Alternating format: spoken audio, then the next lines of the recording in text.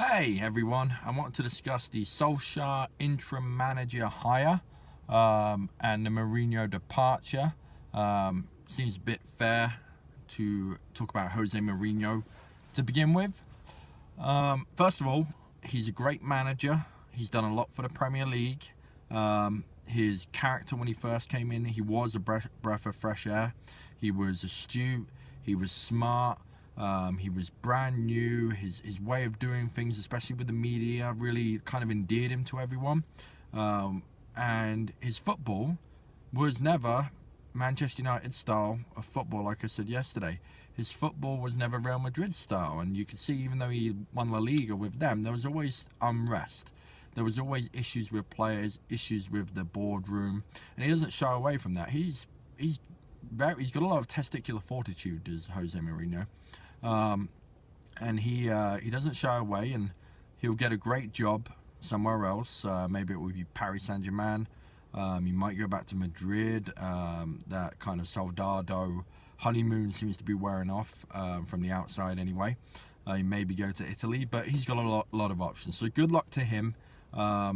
The issue, I don't think, was with him.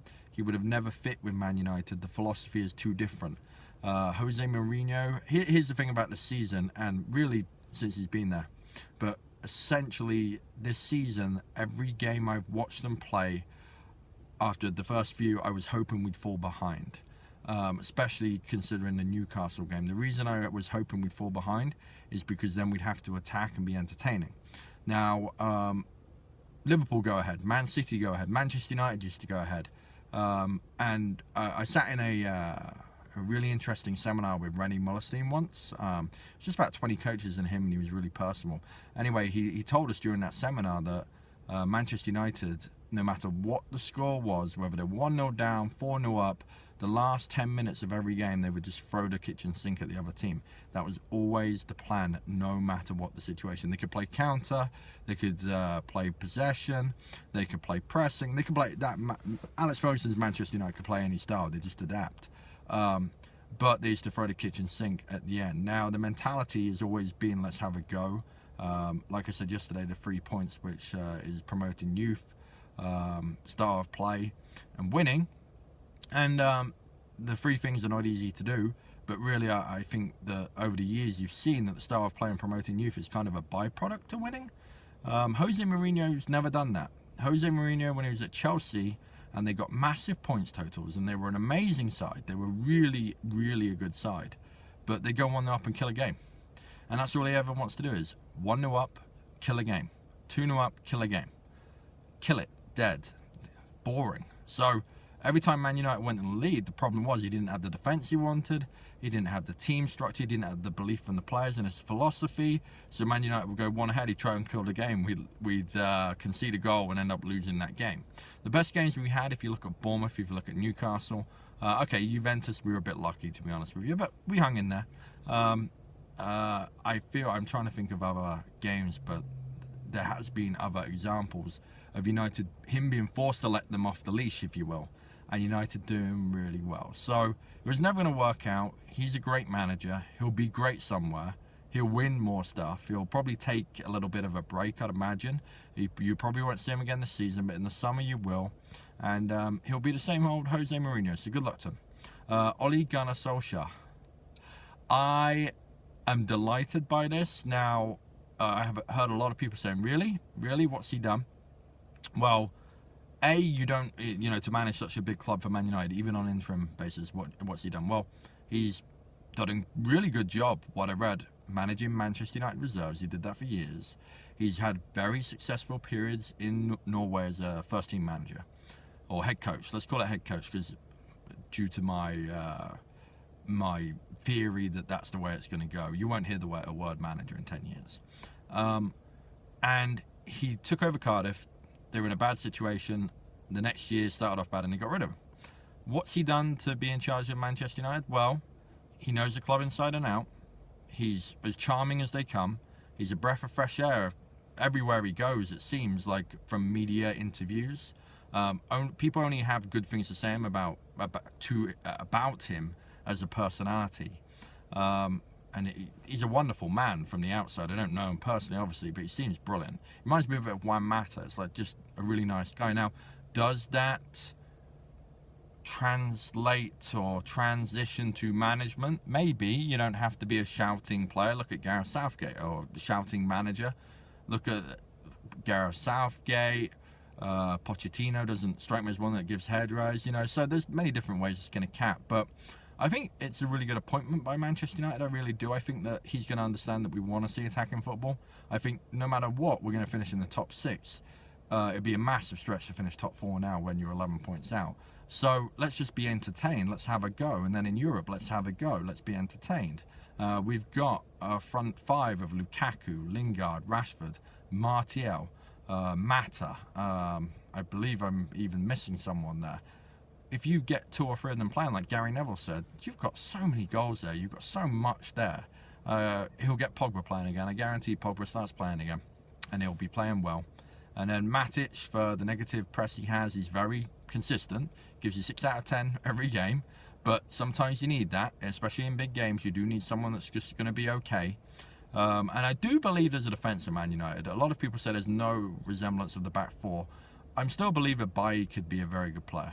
I'm still a believer that Lindelof could be a very good player. I'm still a believer that Dalot is going to be brilliant. I think Luke Shaw is a good player. I think Ashley Young is a good player. I think Valencia is a good player. I think United are 1 centre-back shy. So I think that Solskjaer is a really fun hire, and I know that this is a business and it's not about fun, but we need a bit of entertainment right now, because what's the worst that can happen? We'll finish top 6 no matter what, and you could not have a manager and the team will finish top 6. So let's just go and entertain, and maybe Solskjaer will win the job. Who knows? You saw with Di Matteo as interim manager in 12 or 13. They won the Champions League. He got the job. He got sacked shortly after. But I feel like Solskjaer could be an extremely competent manager, and you can't gain big club experience until you coach a big club. Pep Guardiola, Jurgen Klopp, Jose Mourinho. It was big clubs that gave them a chance, and you've got to really do that. I mean, look at the negative kind of, especially, it was a little bit different with England, but when Sam Allardyce was appointed, I remember people scoffing at Gareth Southgate at that time. Now, it's just because of the sheer embarrassment we went through. It was like, oh, we understand putting a nice guy in there. Let's just stop embarrassing ourselves on a world stage. He's done really well in his job. I don't think anyone can argue that.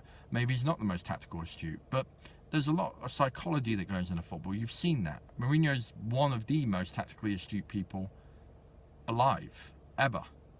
And look at the way his players have been playing for him. So there's a lot that goes into this. And if Solskjaer rallies the troops, he could do really well. I still think Pochettino would cost a lot, and I still think we should give someone like Eddie Howe, who's going to play attractive football, who's going to promote youth. He's done that at Bournemouth, and he showed that. Obviously, he's had to do that, and he's done it outstandingly well. And he wins, obviously. Bournemouth have gone up from League 2 bottom to 7th, 8th, 9th in the Premier League. It's a historical achievement. You think about Leicester, you think about Graham Taylor, what he did in his time at Watford, things like that. This is historical. No matter what, Eddie Howe is in folklore forever now. And he deserves a shot at a big club, and Man United are as big as they come. So I really feel like I'm really looking up right now. I'm super excited by the Solskjaer hire. I know it's short term. I know it may not end well, but at least it's something to get excited about, like I just said. And I think he's going to do really well, actually. I really do. I wouldn't write him off being the permanent manager. I really wouldn't. However, they'll start the recruiting process now. And so he's got to win that job, and that's going to be extremely difficult. But like I said, it's happened before. It can happen. They go and win the Champions League, and that sounds mental right now. But Man United have a really good squad. Man United finished 2nd in the Premier League last year. They've won trophies the year before. You have a core of an extremely competent squad there. So I'm thinking the rest of the season is going to be entertaining, which is what we really sit there for and watch, right? We love our club. Whoever you support, you love your club. You hate the other club, maybe. Hopefully you just dislike them. You don't hate them, because why take that much energy out of your life hating something? But I believe that United will have a good rest of the year, and I believe that Solskjaer, no matter what, people won't look back on it as a joke or a bad experience in any way, and it buys us time. The critical thing is getting that sporting director, technical director, director of football, whatever you want to call it, you have to have, Gary Neville was saying, best in class, whatever. I don't necessarily think it has to be international recognition. I think it needs to be someone that's competent in recruiting, in managing managers, which is a really tough thing to do, managing managers. They have to be competent, obviously, with the contract transfer negotiation agent side of it, and let the coach the players that they provide. There's going to be collaboration, but ultimately the general manager, as they call it here, has the final say and will go and find them players. And you need someone, that person needs to fit in the philosophy of the club, and that person needs to be the person hiring the coach. And the coach needs to then fit the philosophy of the club, i.e., yes, I agree with the players you're going to give me. You're going to give me these types of players, and I'm going to play this system, and I'm going to coach the team. And if United do that, and that they could be very successful. I'm not saying that United's old way of Ferguson and Gill and what they've tried to copy there couldn't still be successful. I'll probably talk about this another time, but I really feel like United might be in a much better place if they do that right now. So I'm excited. Like, subscribe, comment, and I'll keep doing these because I enjoy them. Cheers.